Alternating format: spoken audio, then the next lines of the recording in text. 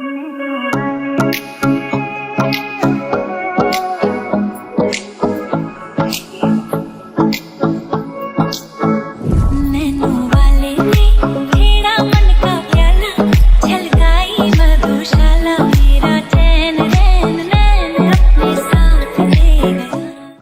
আলাইকুম এভরিওয়ান, সবাই কেমন আছেন? আমি বিপা চলে আসলাম আপনাদের সাথে আজকে ছোট্ট একটি ভিডিও শেয়ার করব বলে। আর এই জায়গাটা দেখতে পাচ্ছেন, এটা হচ্ছে আমাদের বাড়ির পেছনে আম বাগান। এখানে যে কত স্মৃতি জড়িয়ে আছে সেটা বলে শেষ করা যাবে না।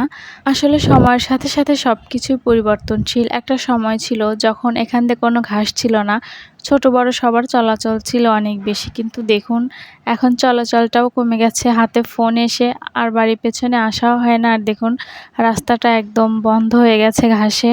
তবে এখন মনে হয় আগেকার সময়টাই বেশি ভালো ছিল, যখন কিনা আমরা বাড়ির পেছনে এসে বসে থাকতাম, বাতাসে আম কুড়াতাম, আম খেতাম, সব কাজিনরা মিলে এসে আড্ডা দিতাম। সেই দিনগুলো যে কোথায় হারিয়ে গেল। তো আজকে আবার চলে আসছি আমাদের আম বাগানে, কিছু আম পারবো, আম খাবো। কাঁচা আম দেখলেই জিভে পানি চলে আসে।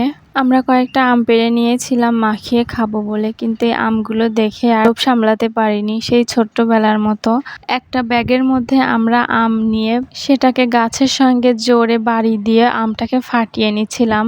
আসলে এটা খাওয়ার মজাই আলাদা। আম মাখিয়ে খাওয়ার থেকেও এভাবে খেতেই মনে হয় বেশি মজা লাগে।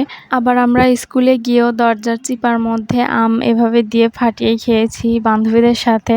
সেই দিনগুলো সত্যি অনেক মজার ছিল। এদিকে আমরা বিট লবণ দিয়ে আমগুলোর উপর ছড়িয়ে দিচ্ছিলাম। আর আমাদের এই আমটা বেশ টক ছিল। দুপুরে রোদের সময় লবণ দিয়ে এভাবে খেতে বেশ ভালো লাগছিল আমাদের।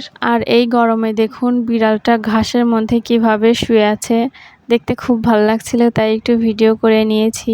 এই বিড়ালটা ছিল আমার পাশের বাড়ির ভাইয়ের মেয়ের, এটা পোষা বিড়াল আর খুব সুন্দর লাগছিল।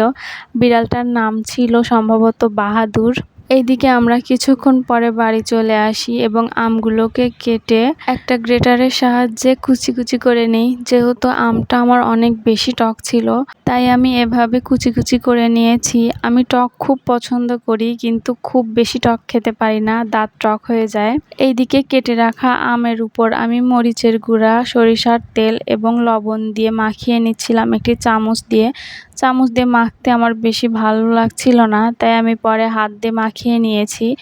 আর দেখুন দেখতে কতটা লোভনীয় লাগছে, তাই না? লোভনীয় লাগলেও আমটা বেশ টক ছিল।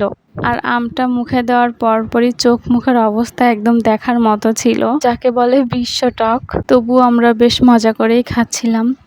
তো এটাই ছিল আজকে আমার ছোট্ট একটি ভিডিও। দেখা হয়ে যাবে নেক্সট কোনো ভিডিওতে। সবাই ভালো থাকবেন, সুস্থ থাকবেন, আর আমার পেজটাকে ফলো দিয়ে সাথেই থাকবেন। আল্লাহ হাফেজ।